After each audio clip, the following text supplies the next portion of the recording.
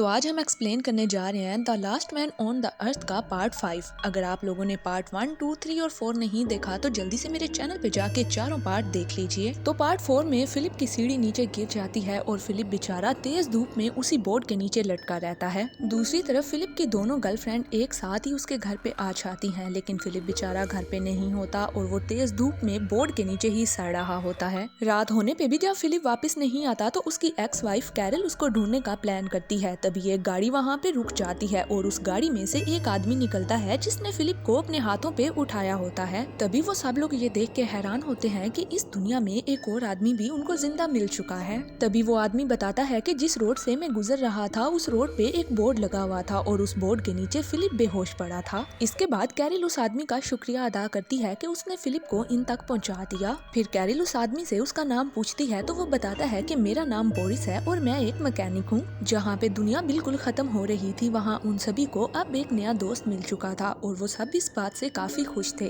बातें करने के बाद वो सभी उठ के अपने अपने घर चले जाते हैं और फिलिप बेचारा वहीं पे अकेला बैठा रह जाता है, क्योंकि ये सब कुछ फिलिप के अपने करतूतों की वजह से उसके साथ हो रहा था। और अभी भी फिलिप को यही दुख था कि कोई लड़की उसको लिफ्ट नहीं कराएगी। दूसरी तरफ टोड मेलिसा से कहता है कि बोरिस काफी हैंडसम है, लेकिन मेलिसा कहती है कि तुमसे ज्यादा नहीं, क्योंकि कहीं ना कहीं टोड को भी लग रहा था वो लड़का काफी हैंडसम है, जिसकी वजह से मेलिसा उसको छोड़ के नए आने वाले लड़के के साथ न चली जाए। लेकिन मेलिसा उसे कहती है मैं सिर्फ और सिर्फ तुम्हें ही पसंद करती हूँ, जिसकी वजह से टोड थोड़ा रिलैक्स हो जाता है। दूसरी तरफ फिलिप अपनी नई गर्लफ्रेंड के पास जाता है और घर पे न होने की वजह से वो उसको सॉरी बोलता है और दोबारा से उसको अपने घर पे इनवाइट करता है, लेकिन इस बार वो उसके घर आने से इनकार कर देती है और उसके मुंह पे ही वो दरवाजा बंद कर देती है। लेकिन जब फिलिप घर की विंडो से घर के अंदर झांकता है तो वो क्या देखता है कि वो दोनों लड़कियां उस नए आने वाले लड़के के साथ एंजॉय कर रही होती हैं। फिलिप अब नए आने वाले लड़के बोरिस से काफी जेलिस हो रहा था। इस वजह से वो उसके पास जाता है और उसे कहता है क्यों ना तुम मेरे घर मेरे साथ रुक जाओ। बोरिस मान जाता है और फिलिप के घर रुकने के लिए चला जाता है। बोरिस जब फिलिप के घर पे रुकने के लिए जाता है तो फिलिप उसकी बॉडी देख के हैरान रह जाता है और फिर वो भी अपनी बॉडी बनाने में लग जाता है। लेकिन 10-12 पुशअप लगाने के बाद ही फिलिप बेचारे की बस हो जाती है।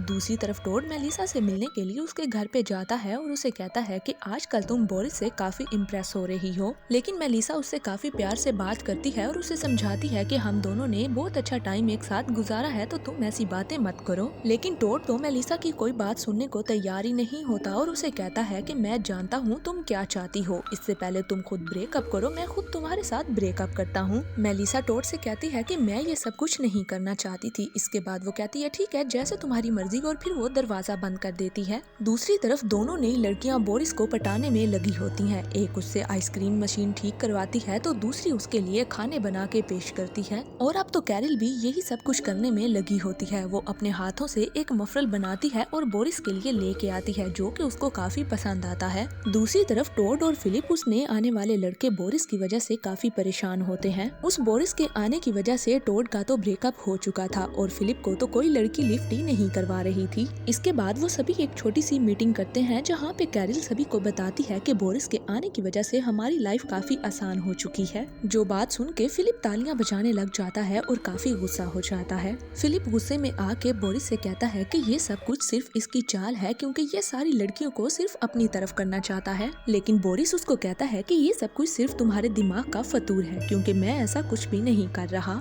बोरिस फिलिप को चुप करवाने के लिए टॉपिक को चेंज करता है और कहता है कि हमारे इर्द गिर्द काफी जमीनें हैं, तो हमें इन जमीनों में फसल उगानी चाहिए। और फिर फिलिप जल्दी से बोरिस को कहता है कि तूने मेरा ये आइडिया भी चुरा लिया, क्योंकि मैं पहले से खेत पे काम कर रहा हूँ। लेकिन वहाँ बैठे हुए किसी इंसान को भी फिलिप की बात पे यकीन नहीं आता और सबको लगता है फिलिप झूठ बोल रहा है। बोरिस उसे कहता है अगर तुम सच बोल रहे हो तो ठीक है, मैं तुम्हारे खेत देखना चाहता हूँ। फिलिप कहता है अभी तो काफी रात हो चुकी है, मैं सुबह तुम्हें खेत दिखा दूंगा। अब क्योंकि फिलिप के खेत सुबह सबने देखने थे और फिलिप ने सबसे झूठ बोला था, तो वो सीधा खेतों में चला जाता है और पूरी रात खेतों में काम करता है। पूरी रात खेत में मजदूरी करने के बाद सुबह के वक्त फिलिप जाता है और सबको जोर जोर से आवाजें लगाता है कि तुम सभी लोग आओ और आके मेरे खेत देखो। फिर जब बोरिस फिलिप के साथ खेत देखने के लिए जाता है तो उसको यकीन आ जाता है कि फिलिप कब से खेतों में काम कर रहा था, लेकिन ऐसा तो कुछ भी नहीं था। फिर रात हो जाती है और रात को कैरल बोरिस को अपने घर डिनर पे बुलाती है और ये सब कुछ देख के दूसरी लड़कियां जेलस होने लग जाती हैं। फिलिप ने कैरल को डिवोर्स दे दी थी, लेकिन फिर भी उससे बर्दाश्त नहीं हो रहा था कि कैरल किसी दूसरे लड़के के साथ साथ कैसे रह सकती है।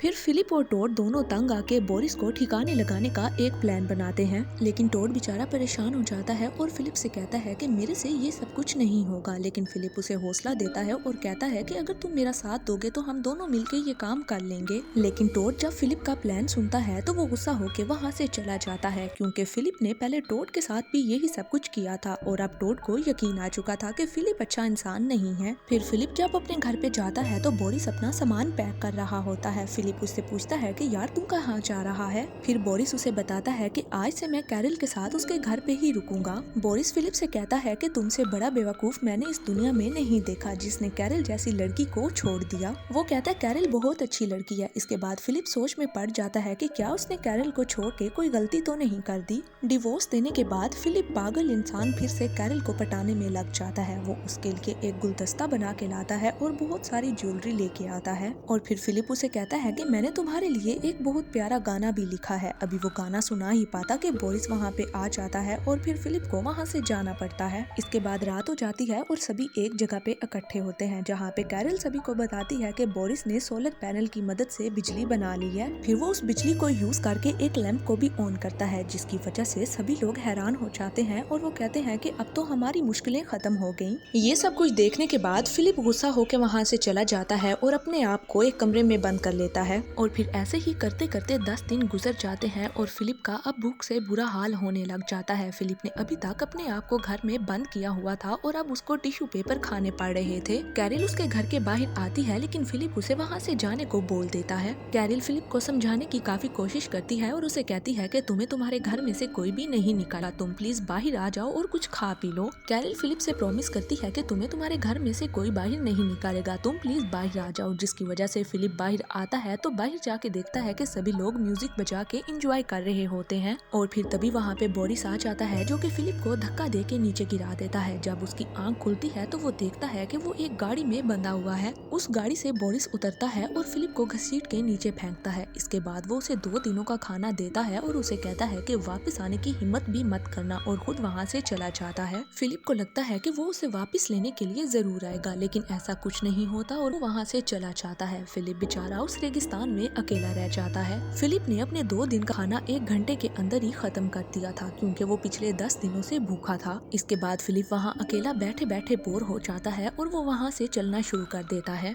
दूसरी तरफ मेलिसा टोड के पास जाती है और टोड से कहती है कि मुझे नहीं पता था कि फिलिप ने तुम्हारी जान लेने की कोशिश की थी। टोड तो मेलिसा से ब्रेकअप कर चुका था, लेकिन मेलिसा फिर से उसको सॉरी बोल देती है। दूसरी तरफ फिलिप बेचारा थक के रोड पे सो जाता है और जब उसकी आंख खुलती है तो उसके सामने कैरल होती है, जो कि उसके लिए बहुत सा सामान खाने पीने के लिए लेके आई थी। फिलिप को खाने का सामान देके वो वहाँ से जाने लगती है, लेकिन जाते जाते रुक जाती है और फिलिप से पूछती है क्या तुमने सच में मेरे लिए गाना लिखा था। फिलिप कहता है हाँ, मैंने तुम्हारे लिए गाना लिखा था। इसके बाद वो कैरल को गाना सुनाने लग जाता है। कैरल वहीं पे रुक जाती है और कैरल को वो गाना काफी पसंद आता है। गाना सुनने के बाद कैरल फिलिप को कहती है कि अब हमें आगे कहाँ जाना होगा। फिलिप हैरान होके कहता है क्या तुम मेरे साथ चलने के लिए तैयार हो। कैरल फिलिप से कहती है कि मैं तुम्हारे साथ चलने को तैयार हूँ, क्योंकि मैं तुम्हें अकेला नहीं छोड़ सकती, तुम्हें मेरी जरूरत है। इन दोनों की डिवोर्स तो हो चुकी थी, लेकिन फिर से वो एक नई शुरुआत करते हैं और गाड़ी में बैठ जाते हैं और एक नए सफर के लिए निकल पड़ते हैं। फिलिप और कैरल की एक नए सफर पे शुरुआत के साथ ही ये सीरीज यहीं पे एंड हो जाती है।